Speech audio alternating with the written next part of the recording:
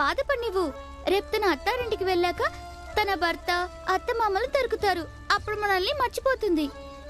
అక్క తమ్ముళ్ళ బంధం చచ్చిపోయినా కూడా తెగిపోదు. అక్క, నేను సరదాగా అంటున్నాను, నువ్వు కోపడొద్దు. సరేలే. భీమ్, ఇదిగో తిను. నీకోసమే తెచ్చాను, నాకు ఇష్టమైన వంటలు. ధన్యవాదాలు.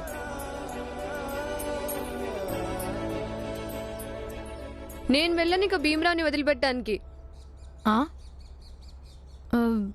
ఏంటి? ఎందుకు? ఏమైంది? మీ మేనల్లుడు కరువోడు. అబ్బా, కాలు నొప్పితో ప్రాణం పోతుంది.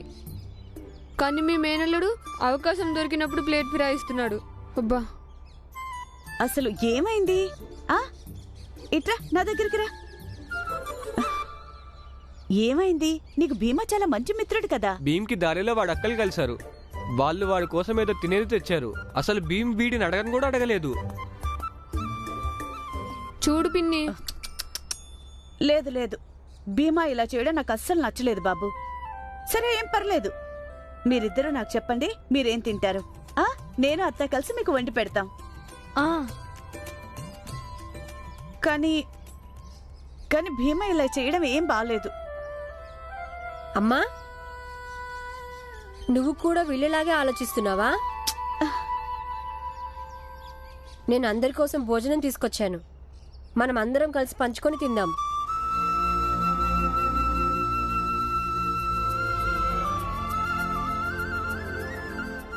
ధ్రువ, నువ్వు నా మీద అబద్ధపు ఆరోపణలు చేస్తున్నావు.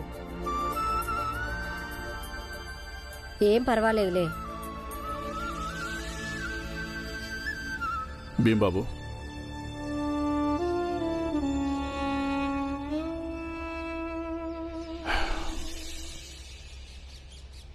చూడు బాబు, ఎక్కడికి వెళ్ళినా ఈ విషయం గుర్తుపెట్టుకో. జీవితంలో ఎక్కువ శాతం సమస్యలే ఉంటాయి. మనిషి మనసులో అసూయ ద్వేషాలు సహజంగా ఉండవు, అసంతృప్తి వల్ల పుడతాయి. ఈ సమాజం, ఈ దేశం అన్నీ అందంగా కనిపిస్తాయి.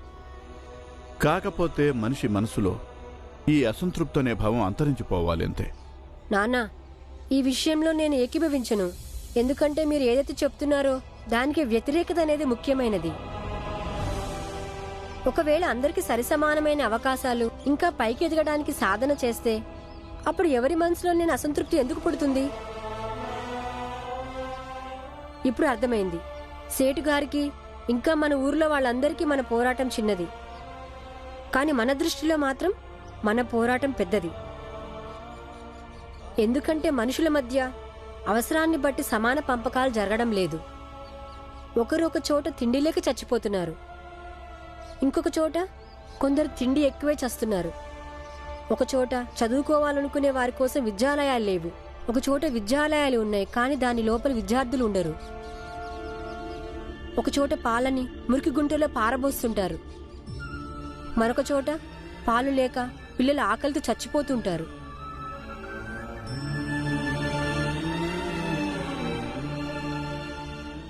ఈ అసమాన పంపకాల వల్లనే మనకొచ్చే సమస్యలన్నిటికీ పెద్ద మూల కారణం.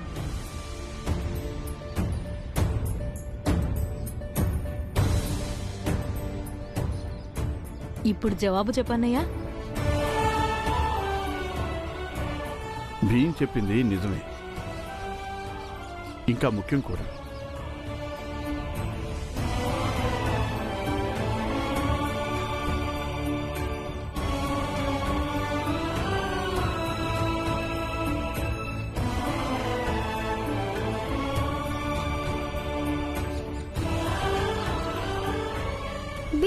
కొత్త స్కూల్ గురించి చెప్పు. ఎలా ఉంది నీ స్కూలు? మీ టీచర్లు ఎలా ఉన్నారు? విద్యార్థులు ఎలా ఉన్నారు? అక్కడ నేను ఎవరు ఇబ్బంది పెట్టలేదుగా? ఒక పని చేయి మంజుల అక్క, నువ్వన్నీ ఇప్పుడే అడుగు. అరే భీమ్, నువ్వు కూడా అన్ని వివరంగా చెప్పు. అంతేగాని ఒకడికి ఆకలేస్తుంది తింటూ తింటూ మాట్లాడుకుందామని లేదు.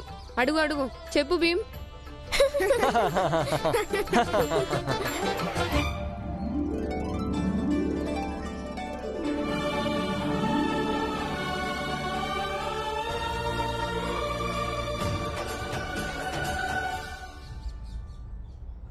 భీమాబాయి,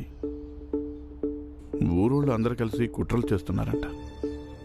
ఆ ఊరికి వెళ్ళి వాళ్ళ బంధువుల్ని కలిసి వాళ్ళని తీసుకుని స్కూల్కి వెళ్తారంట.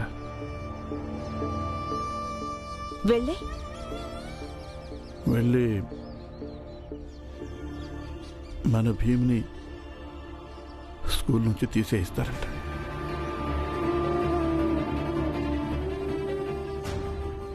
చూడండి, నా మాట వినండి. కొన్ని రోజుల దాకా భీమాని చదువు మానిపించేద్దాం. అంటే అంటే వాడిని పూర్తిగా ఇంట్లోనే ఉంచేద్దాం. వాడిని స్కూల్కి పంపించొద్దు. వీళ్ళందరినీ కాస్త ముందు శాంతించనివ్వండి. అప్పుడు మళ్ళీ వేరే చోట స్కూల్లో వాడిని చేర్పిద్దాం. లేదా ఈ ఊరు వదిలేసి ఇంకెక్కడికైనా వెళ్ళిపోదాం. లేదు భీమాబాయ్,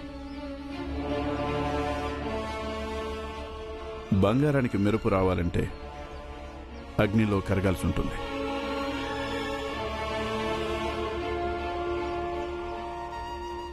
భీమ్, స్కూల్ ఎలా ఉంది?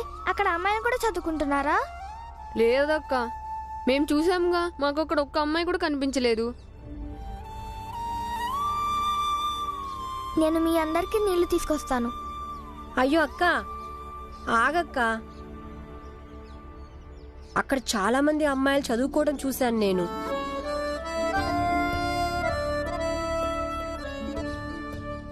వీళ్ళకేం తెలుసు?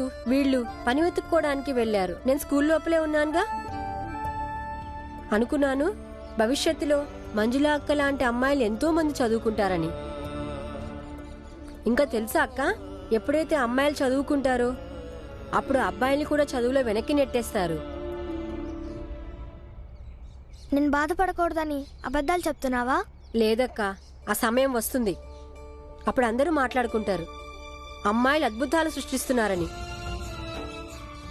ఈ క్లాస్లో ఈ అమ్మాయి ఫస్ట్ వచ్చిందని, ఆ క్లాస్లో లెక్కల్లో ఆ అమ్మాయి ఫస్ట్ వచ్చిందని అందరూ చెప్పుకుంటూ ఉంటారు. కానీ ఎప్పుడు?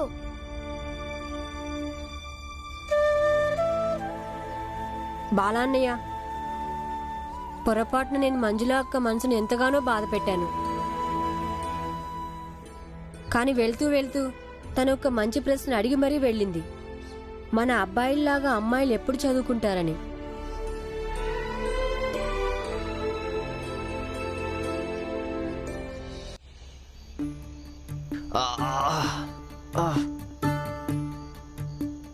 చాలా నొప్పిగా ఉన్నాయి. అంత దూరం నడవటం మనకు అసలు అలవాటు లేదుగా. బాలాన్నయ్య, నువ్వు కూడా ఎగురు. ఇలా ఎగిరితే నొప్పి కాస్త తగ్గిపోతుంది. నీకు నవ్వులాటగా ఉందా? ధ్రువ, వేడి నీళ్ళల్లో ఉప్పేసుకొని కాళ్ళు పెట్టుకుంటే నొప్పి పూర్తిగా తగ్గుతుంది. అయితే నీళ్ళు వేడి చేయనా? వద్దు ధ్రువ, నేను మీకోసం వేడి నీళ్ళు తీసుకొచ్చాను. అరే వద్దు భీమ్, పర్లేదు, నాకు నొప్పి లేదు. అరే పాపం, భీమ్ కాళ్ళు నొప్పెడుతున్నాయేమో, అందుకే తెచ్చుకున్నాడు. సరే కూర్చో, నీ కాళ్ళకి నేను కాపడం పెడతాను. ధ్రువ, మాటలు మార్చొద్దు. నేను మీ ఇద్దరికి కాపడం పెట్టడానికి తీసుకొచ్చాను. నీ కాళ్ళకి కాపడం పెడతాను. కూర్చో ధ్రువ.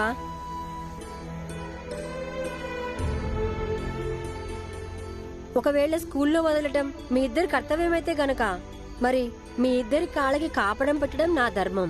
ఇప్పుడు ఇద్దరు కాళ్ళు చాపండి.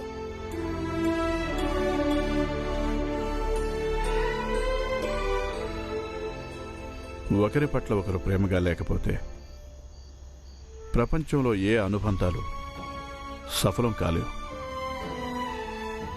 చూడు భీమబాయ్, మన పిల్లలు ఒకరి మీద ఒకరు ఎలా శ్రద్ధ తీసుకుంటున్నారో.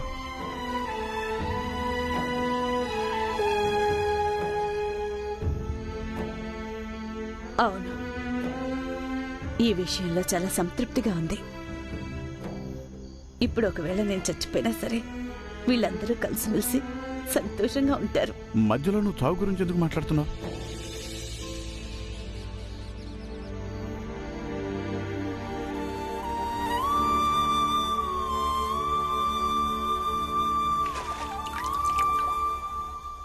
ఒకరోజు నా వెంట వచ్చి స్కూల్ చూశారుగా.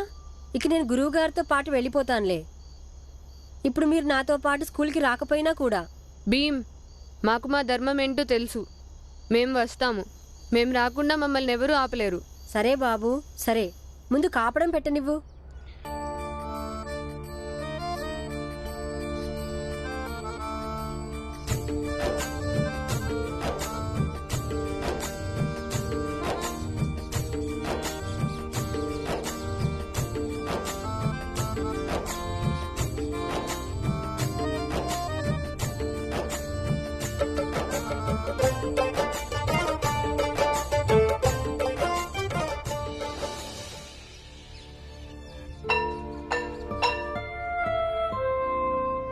భీమ్, నువ్వు జాగ్రత్తగా ఉండు, ఇంకా శ్రద్ధగా చదువుకో.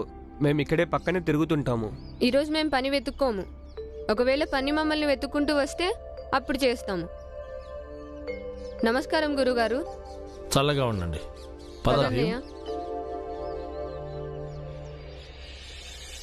నమస్కారం ప్రధానోపాధ్యాయులు వారు. నమస్కారం. నమస్కారం. నమస్కారం ప్రధానోపాధ్యాయులు గారు. నమస్తే. నేను ఈ స్కూల్లో మిగతా టీచర్స్ని ఇంకా కొంతమంది విద్యార్థుల్ని కూడా విచారించాను భీమా. వాళ్ళందరూ నీ చదువు, నీ సభ్యతల గురించి చాలా పొగుడుతున్నారు. ధన్యవాదాలు గురువు గారు. మీరు జీవితాంతం ఇలా సహకరిస్తే చాలు. నేను ఎంతో పట్టుదలతో చదువుకుంటాను. నా సహకారం నీకు ఎప్పుడూ ఉంటుంది భీమరావు. నేను మాటిస్తున్నాను నీకు. వద్దు ప్రధానోపాధ్యాయులు గారు, మాట మాత్రం ఇవ్వద్దు. గురువు స్థానంలో కూర్చున్న వ్యక్తి ఒకవేళ తన మాట తప్పాల్సి వచ్చినప్పుడు ఆ పరిస్థితిని ఎదుర్కోవడం చాలా కష్టంగా ఉంటుంది. నేను చదువుతాను గురువు గారు. మిగతా వాళ్ళు పారిపోతే పారిపోనివ్వండి, కానీ ఈ భీమరావు మాత్రం ఎప్పటికీ పారిపోడు. ఏ రోజైతే నువ్వు ఈ స్కూలు పేరును వెలుగులోకి తెస్తావో ఆ రోజు నేను నీకు వీళ్ళందరి ముందు మాటిస్తున్నాను. నీ పేరుని ఈ విద్యాలయం ముఖద్వారం పైన రాయిస్తాను. అప్పుడు ఈ ఊరికి, ఈ స్కూలుకి నువ్వు గుర్తుండిపోతావు. అయితే నిర్ణయం జరిగిపోయింది. భీమరావు కానీ అతని జాతి పిల్లలు కానీ ఈ విద్యాలయంలో చదువుకోవడానికి వీల్లేదు. ఇంతకు ముందు స్కూల్ ప్రధానోపాధ్యాయులు గారు కూడా ఇలాగే వాగ్దానం చేశారు. ఆయన ఎప్పటికీ నాకు అండగా నిలబడతానని. కానీ ఏ రోజైతే నన్ను స్కూల్ నుంచి తీసేశారో ఆ రోజు ఆయన నన్ను కలవడానికి కూడా రాలేదు, పలకరించడానికి కూడా రాలేదు.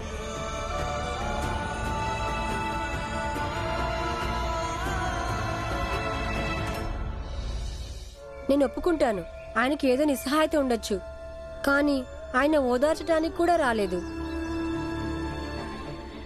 క్షమించండి సార్, నేనేమైనా తప్పుగా మాట్లాడి ఉంటే.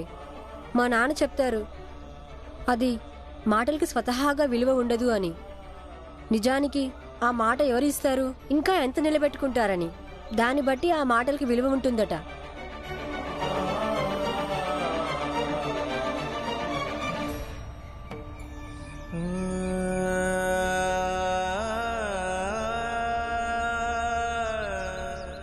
ఈ పిల్లాడంత గొప్పగా ఎలా మాట్లాడతాడండి? ఇంత తొందరగా నేర్చుకునే విద్యార్థిని నేను ఇప్పటిదాకా చూడలేదు సార్. ఏదైనా ఒక్కసారి చెప్తే చాలు, వెంటనే నేర్చుకుంటాడు. చూడండి పిల్లలు, ఈ లెక్కలన్నిటినీ మీరు సొంతంగా చేసి దీని జవాబు చెప్పండి.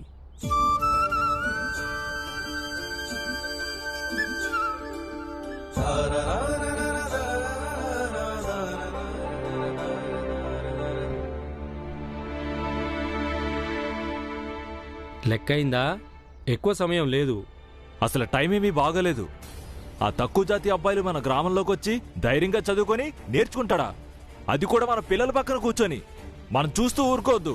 ఇప్పుడు మనం వదిలేసామంటే తర్వాత వాడు సామాజిక వ్యవస్థని, ఆచారాన్ని నాశనం చేసే ప్రయత్నం చేస్తాడు. దీనికి ఒకటే దారి. మేము మా ఊరి బడి నుంచి వాడిని ఎలా తీయించామో మీరు కూడా మీ ఊరి బళ్ళ నుంచి వాడిని వెళ్ళగొట్టేస్తాం. అయిపోయిందా? లేదు మాస్టర్, చేయలేదు. భీమ్, ప్రిన్సిపల్ గారు నాకు చెప్పారు నువ్వు చదువులో చాలా చురుకని. నువ్వు కూడా చేయలేకపోయావా? లేదు గురువు గారు, నేను కూడా చేయలేదు. లేదు గురుగారు, వాడు అబద్ధం చెప్తున్నాడు. అలా జరగనే జరగదు. భీమ్ లెక్క చేయకపోవటమా? మీరిక్కడి నుంచి వెళ్ళండి. గురువుగారు, ఒకసారి వాడి బుక్ చూడండి, వాడు ఖచ్చితంగా చేసి ఉంటాడు. భీమ్, ఏది చూపించు.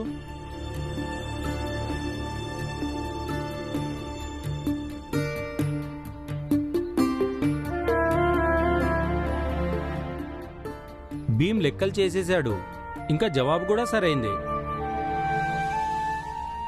భీమ్రావ్, నువ్వు లెక్కలు చేసేసావుగా, మరి నువ్వెందుకు చూపించలేదు? పాత విద్యాలయంలో నేను ఎప్పుడు గబగబా చేసేసి ముందు చూపించేవాణ్ణి. అప్పుడు నాతో పాటు చదువుకునే పిల్లలు నా మీద ఈర్ష్యపడ్డం మొదలుపెట్టారు. నా మీద బాగా ద్వేషం పెంచుకునేవాళ్ళు సార్. ముందే జాతి కారణంగా వీళ్ళందరూ ఇప్పటికే నాకు దూరంగా ఉన్నారు. నేను వీళ్ళకి ఇంకా దూరం అవదలుచుకోలేదు సార్. మీరు ఎలాగో ఆఖరికి ఈ లెక్క చేస్తారుగా, అప్పుడు నేను సరి చేసుకుంటాను నేను సరిగ్గా చేశానో లేక తప్పు చేశానో అని.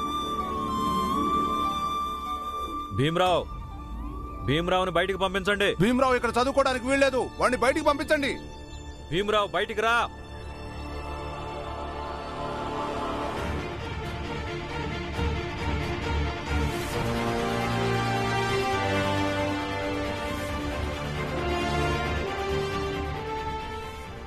ఆగు.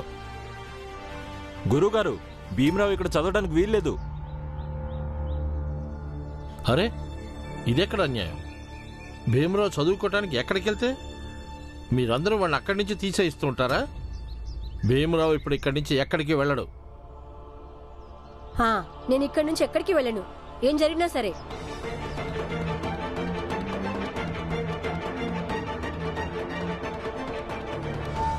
ఈ స్కూల్ మీ ఆధీనంలో ఉంటుంది, అందుకని వీని ఇక్కడి నుంచి వెళ్ళిపోమని చెప్పండి. లేకపోతే మీరు గురువు అని మీ మీద గౌరవం ఉంటుందని మేము మర్చిపోతాం. చూడండి, మనందరం ప్రశాంతంగా కూర్చొని మాట్లాడుకుందాం. ఇక మాట్లాడేదేమీ లేదండి. మేము 5 దాకా లెక్క పెడతాం. అప్పట్లోగా వీడిని పంపించేసేయండి. లేకపోతే ఈ బడి ఇక్కడ ఉండదు, చదువుకోవడానికి వీడు ఉండడు.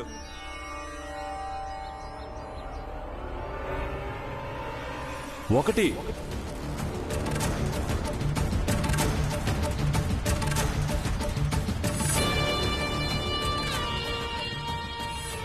2. బాలన్నయ్య, రాయి తీసుకుని తల పగలగొట్టినా ఈ లెక్క పెట్టేవాడిది. ఇక్కడ చాలా మంది ఉన్నారు. ఎంతమంది తలలు పగలగొడతావు నువ్వు? 3,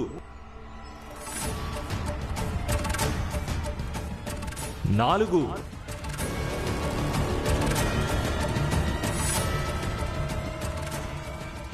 5.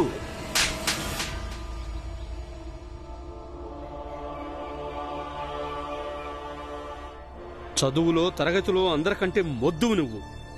రోజు నా చేత దెబ్బలు తినేవాడివి, అయినా కూడా చదువు అవ్వలేదు నీకు. అందుకే చదువు విలువ తెలియడం లేదు నీకు. ఈరోజు ఈ చెంప దెబ్బ నేను చదువు కోసం కొట్టలేదు. ఎందుకు కొట్టానో తెలుసా? ఈ పిల్లాడికి నేను వాగ్దానం చేశాను, వీడు ఈ స్కూల్లోనే చదువుకుంటాడని. గురువుకి ఒక మర్యాద ఉంటుంది, అలాగే గురువు ఇచ్చిన మాటని ఎన్నడూ తప్పడు. అందుకని మీరందరూ ఇక్కడి నుంచి వెళ్ళిపోండి. బయలుదేరాడు పెద్ద గొప్ప గురువు. నేను ఇప్పుడు కూడా నీ ఆ మొద్దు విద్యార్థిని అనుకుంటున్నావా? ఇప్పుడు చూపిస్తా. చూడండి, పడగొట్టేయండి ఈ విద్యాలయాన్ని. రండి. ఆగండి, ఆగండి. నా కారణంగా ఒక పవిత్రమైన విద్యాలయాన్ని నాశనం చేయకండి. ఇంకా ఏ గురువు దగ్గరైతే మీరు చదువుకున్నారో ఆయన్ని అవమానించకండి. చూడండి, మీకు ఇబ్బంది వచ్చింది నా వల్ల. నేను ఎక్కడెక్కడికి వెళ్తే మీరు అక్కడెక్కడికి వస్తున్నారు. మీరందరూ నన్ను వదిలించుకోవడానికి ఒక ఉపాయం ఉంది. అయితే చెప్పు, ఏంటా ఉపాయం? మాకు కావాల్సింది కూడా నీ పీడ విరగడవడమే. చూడండి, మీరందరూ చాలా మంది ఉన్నారు. ఇంకా మీ అందరి చేతుల్లో కర్రలు కూడా ఉన్నాయి. మీరు నన్ను చంపేయండి.